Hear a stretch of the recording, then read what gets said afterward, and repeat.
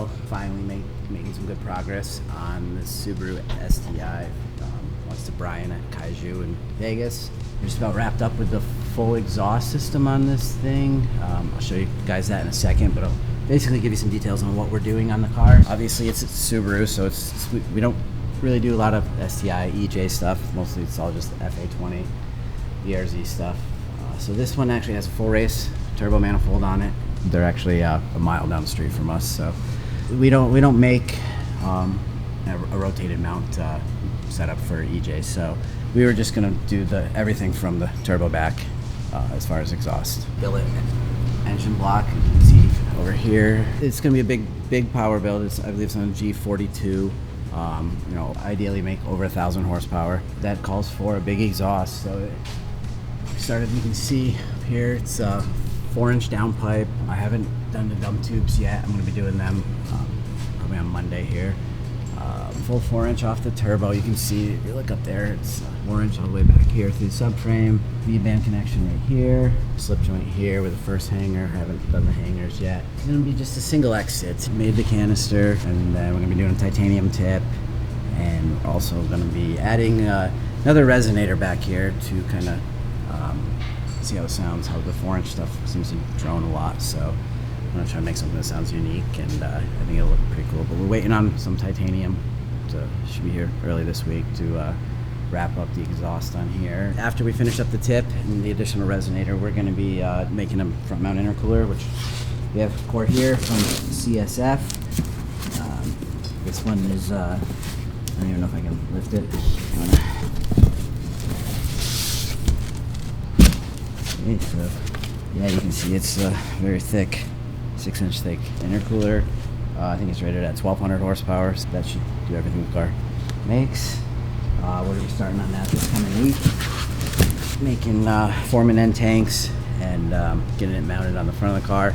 Once that's made, we're going to be doing titanium charge pipes, titanium intake pipe, all the clamps from Hypertune in Australia. It's some nice billet clamps. One of the cooler STI builds I've seen for sure. Nice to really dig into it, and we got a lot done on it this past week, and we're just doing the fabrication, and I think it's going back to Vegas, and engine's coming out, I think, for some paint, and it's probably a little bit out from being completed, but it's definitely a serious build. Nice to finally make progress on some of these projects that we've had around here a little bit too long. We've slowed down on production a little bit to kind of be able to do that. Next door, we finally got our Mandrel bender up and running. So that was, if we want to take a walk over here. This is something that we bought about a year. I've had it about a year, and it's just pretty much set. So just too busy waiting on some parts for it, a few other things, and we finally took some time in the past month and got everything set up. Last week we bent parts for our own products, which was extremely exciting for me. For our UEL headers. So obviously it's like one of our most popular parts. I've had thousands of these bent between, the last 8 years. So it's really cool to be able to actually do it in-house now. I think with the way that everything is in the world now, it's kind of more self-sufficient we can be. But yeah, it's just nice to be able to do it in-house and have control over the process. So we still got a lot to learn.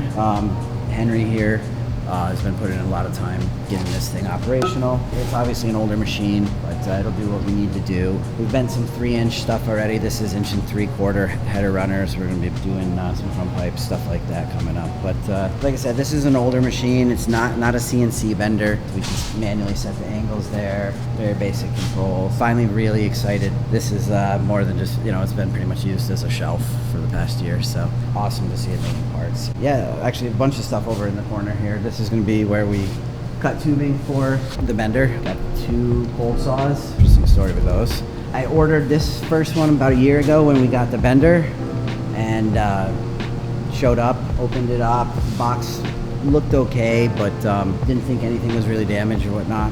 But opened it up, and the whole head right here was completely broken off. We let them know that it arrived damaged. They said, okay, we'll get you a new one out. The only problem is this single phase one was on back order for, like they said, 6 months. They said we have 3-phase one that'll be back. Can you take that one? So we're like, yeah, we'll take the 3-phase. 3-phase shows up much longer than 1 month. I think it was like 6 months later. This one shows up, and this one, as soon as the truck driver opens his door, he's like, hey, this package tipped over, so let's check to see if it's damaged. just like, oh my god, again. We opened it up, sure enough it's damaged. This was all cracked, all this was broken. You can see it's all banged up here. He leaves it here, and you know, we sign off that it's damaged, and his instructions were to leave it and let them know that the second one arrived broken again. And then basically just got the runaround for 2-3 months from there of whether they put a claim in to get them both picked up. But anyway, we fixed these last week and got them both running, cutting some tube with them this week. I'm waiting on some better blades to come, something decent out of a shitty situation.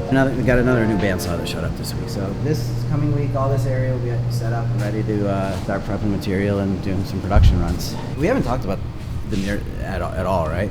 You mentioned it. Yeah, that's we've made some big progress on one of the last final, like probably one of the biggest final things I need to do to complete this car was get these mirrors on. They're from EVS Tuning. I have a set of them on my FRS. So I like the look compared to a lot of the aftermarket mirrors on the market. So they sell a universal set, which kind of just came with a basic 2-bolt door plate. You know, basically I was just buying the mirror like this. I knew that we'd have to make some custom mounting plates for the doors. And you can see here, this is the OEM mirror. Looked fine before, but now I think with the hood that I have now compared to when the car was last white, and the Voltex wing in the rear bumper, it's a lot more aggressive. So I felt like it definitely needed like a mirror to kind of match the look now. And like I said, I love the look of these on my FRS. So yeah, bought this set and kind of figured make them work some way or another. Then took the mirror off. Let me show you over on this side. I thought the opening was going to be much smaller than it was once we saw how big it was. It kind of became a little more complicated than I originally thought. So yeah, that's kind of where Raymond came in with his iPhone. Here's my iPhone. And yeah, I'll kind of let him explain a little bit of what we have next. So I use this free app, Scandy Pro. One little free scan. Scan his door real quick, and from there, I'll take you over to our computer. Took that scan, imported it into Fusion 360, and from here, I was able to grab the surface to create the mirror mount. Easy peasy. Take the factory mirror, measure the mounts, figure out the angle, show you our 3D printed prototype, put it right here at JDL. Don't go too close to this one. Okay. I'm still dialing about 3D printer. The material is all the mounts just like the OEM in there. So this one, it's 2 degrees off. 2 degrees off, right? Just so I needed about we need to bring it up 2 degrees this way to where ideally from the seating position. But you can see that definitely look is goes with the arrow on the car a lot better, and it really makes all the difference. These are still adjustable, right? Yeah, they'll adjust. They'll pivot. They'll pivot internal there, but it's definitely a lot smaller field of vision in the mirror on here, which this car actually has a pretty bad blind spot, like right here. It'll be interesting, but you know, it's worth it for the look. Works if yeah. We're doing another print in there right now, and just kind of get them fine tuned, and then we'll be sending them off to get machined. So yeah, it'll be one fairly expensive set of mirrors, but really nice one-off part, and definitely appreciate Raymond's help on it. I was gonna make something by hand, so this definitely sets it up a notch here. I think it'd be like the final complete thing for appearance-wise. And then this thing's, I say that's it. Hopefully that's it. Yeah, and then that's Raymond's car.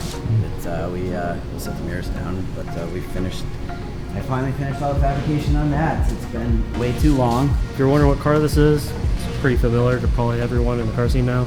It's an IS300. Started life out for me as a daily driver / drift car. Turned into this now. Transmission.